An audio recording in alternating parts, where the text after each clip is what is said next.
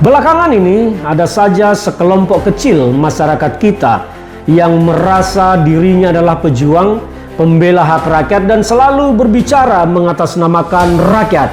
Seolah-olah sekarang rakyat itu sedang menderita semuanya, bangsa kita sedang porak-poranda seluruhnya dan mereka menjadi pejuang yang ingin membuat Indonesia hebat, membuat Indonesia maju. Padahal mereka hanya mengklaim diri dan hanya omong kosong. Mereka sering berkumpul mengeluarkan statement-statement revolusi, gulingkan, jatuhkan. Saya heran melihat mereka ini, mengapa mereka lebih suka memilih jalan revolusi yang berdarah-darah, revolusi yang penuh dengan kobaran api, dan revolusi yang penuh dengan kekacauan.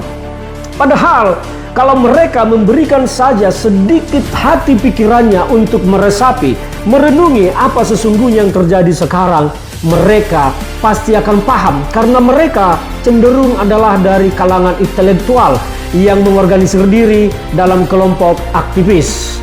Mereka kalau membuka mata, membuka hati, tidak akan berbicara tentang revolusi yang ekstrim, revolusi yang berdarah, revolusi penggulingan, revolusi yang penuh dengan bakar-bakaran dan api. Harusnya mereka melihat bahwa saat ini Prabowo Subianto juga sedang melakukan revolusi.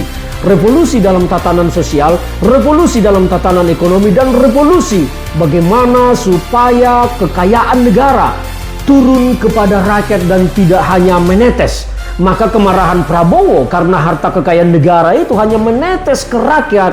Beliau sampai mengucap dasmu, dan dasmu itu bukan ditujukan kepada rakyat tetapi kepada para maling, para oligarki yang selama ini kaya menikmati kekayaan negara kita. Nah, revolusi yang dilakukan oleh Prabowo Subianto sekarang, revolusi senyap. Memang revolusi ini menciptakan keguncangan. Revolusi ini menciptakan turbulensi politik di tengah bangsa kita. Karena revolusi ini sedang menghantam para oligarki, menghantam para koruptor, menghantam para maling APBN kita selama ini.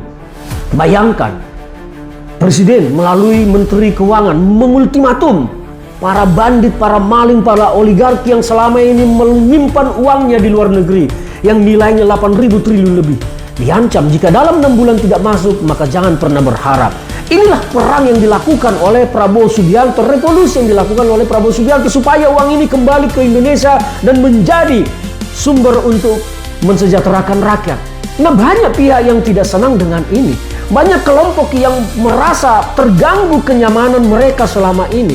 Termasuk penguasa masa lalu merasa terganggu dengan semua langkah-langkah revolusioner yang dilakukan oleh Prabowo Subianto. Jadi jangan dikira Prabowo itu sedang menghancurkan Indonesia. Tidak. Prabowo sedang melakukan revolusi, mengubah tatanan sosial, mengubah tatanan ekonomi supaya harta bangsa ini dinikmati oleh rakyat.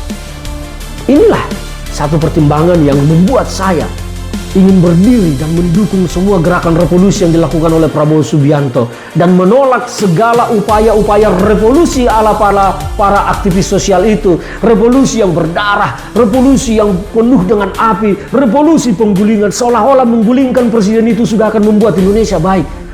Jangan lupa sejarah reformasi 1998, kita menggulingkan Soeharto. Apa yang terjadi? Korupsi bukannya menciut tetapi justru semakin membesar. Maling bukannya hilang tetapi justru semakin hebat. Jadi jangan dikira mereka para aktivis yang bersuara menggulingkan Prabowo, revolusi, mereka adalah pejuang untuk rakyat. Tidak, mereka hanya ingin mendapatkan keuntungan dari aktivitasnya sebagai aktivis sosial. Mereka hanya ingin mendapat keuntungan dari panggung ke panggung karena mereka setiap bicara akan dapat honor.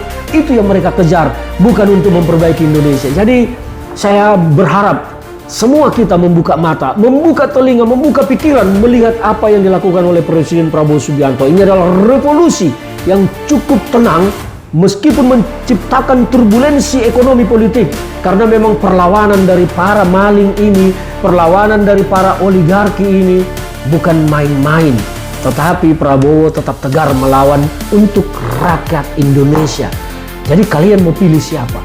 Mau ikut bergabung dengan orang-orang yang melakukan provokasi revolusi berdarah, revolusi penggulingan, revolusi yang penuh dengan api, atau mengikuti Prabowo yang melakukan revolusi senyap, mengubah tatanan sosial, tatanan ekonomi, dan tatanan kesejahteraan supaya harta bangsa ini dinikmati oleh rakyat dan tidak hanya menetes melalui bansos dan sembako.